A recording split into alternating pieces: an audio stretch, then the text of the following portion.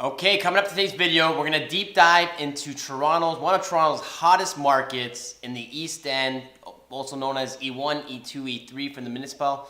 Now, normally we're talking generalities about the market, but today we're gonna deep dive into a specific area. It's extremely hot. This is normally what I do when I sit down with new clients, whether it be buyers or sellers, and we go over the numbers of what's currently going on, where they're looking to buy or where they're selling, and we build a plan from there. So stay tuned. Coming up next.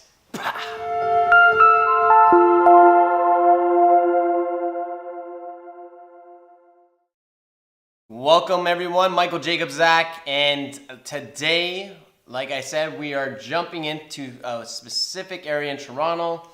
Now, if you're new to the channel, make sure you subscribe for more great content. If you like, this is a new video that I'm doing. If you like it and you want more of these, definitely hit that like button.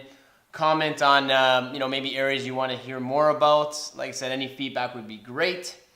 Today, like I said, we're jumping into the E1, E2, E3 area in Toronto, which is one of Toronto's hottest markets.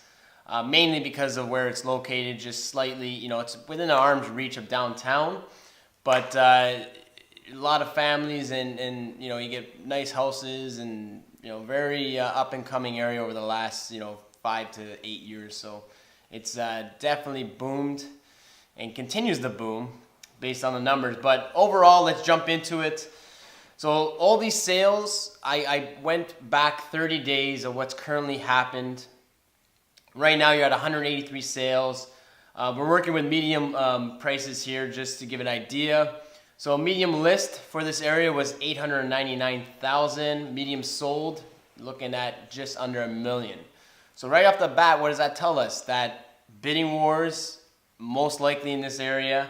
You have a medium days of on market is 7 days. So again, that's telling us that many of these properties are going to be advertised much lower and have a review date within a week. Typically it's a week because you get a whole weekend typically for open houses for agents and buyers to come in and take a look.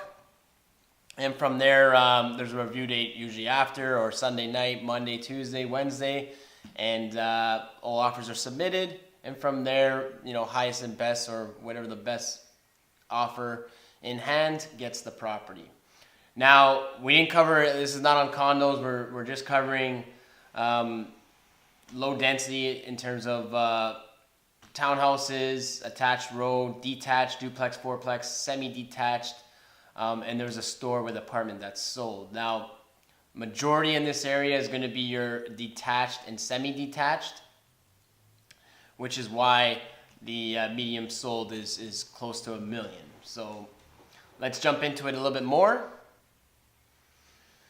Now, looking at the community sales, so depending on who I'm sitting down with and what we're discussing, like I said, if we're jumping into a listing presentation, I'll get way more specific than just, looking at the communities and all that. But for the sake of this video, we're just, it's going to be a little more broad and to cover more in more areas. So just when I look at the community sales and I color coded it, it's kind of like a heat map. Basically, red is going to be, obviously the most sales versus purple will be sales under 5. So on the left, we have all our community names, which is, like I said, anywhere from Blake Jones, you got the beaches in there, South Riverdale, they're all there. So basically, like I said, when you're kind of pinpointing where you want to move or when you're selling, it gives you an idea of what's going on with the area. Now, interesting to see, to me, real estate's all about location. Obviously, the beaches, very red hot. If you've never drone through the area, it's one of those areas you'd love to go check out because a lot of really nice properties. You have a lot of people coming in, renovating properties. And for that reason, you get a nice mix. There's not too many houses that are identical. So it's really one of the nice things about Toronto real estate. You don't get too much cookie cutter as you go, and definitely on the inside of these properties, they're a wide range of different different characteristics. But as we could see, red, orange, and yellow is going to be your main, and it's all closer to the water. As you move further up, the sales kind of drop off. But still very, very competitive throughout as we look. So jumping into medium sold price, again, color-coded, red being over 1.3 million, and obviously blue being under 800,000. So again, when we look at these numbers are trending very similar to the last numbers of sales, where you have closer to the water is the prime real estate, and for that reason, you're going to pay for it. The beaches being the most expensive, which is over 1.3 million. And if you look, it landed at 1.35. So very expensive when you're jumping into that market. Not too many options that you're going to hit under $1 million. Now, current inventory, this is all obviously what's currently listed as of November 15, 2018. So again, when we look at this, you have some of the bigger ones is O'Connor Parkview with 33, South Riverdale with 30, the beaches with 31. Another big one would be, I guess, Woodbine, Lumsden. But again, you get a mix, like some of the other ones like Blake Jones, only 2, Broadway North 3, Crescent Town 2.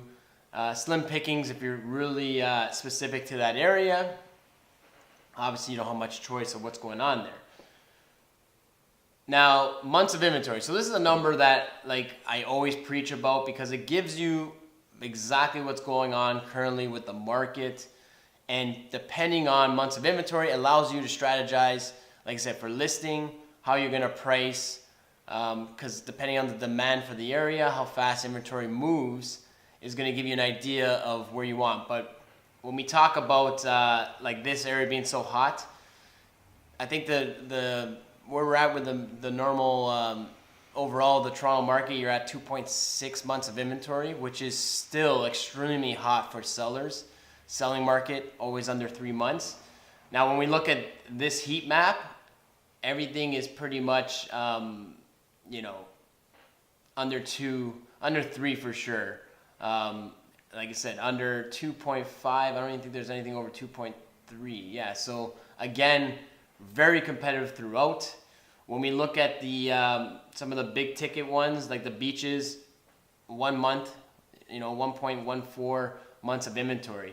So very, very, very competitive still. The problem is with these properties going so fast, this is why prices continue to thrive in these areas, because although inventory was big, they sell just as fast as they come up. When you're talking about 1 month and under of inventory, that we hit those numbers when the market was at the all-time peak. And what happened there, you saw jumps of 30%.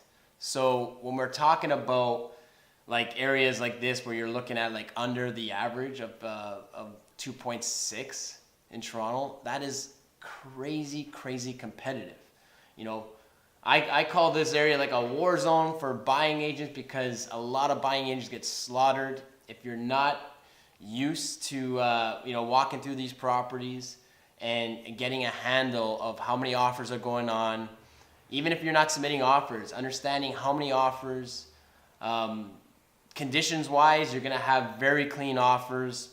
You don't see too often any properties going conditional. It's all firm offers. So like I said, buyers, you want to obviously try to firm up as much as possible in terms of lending.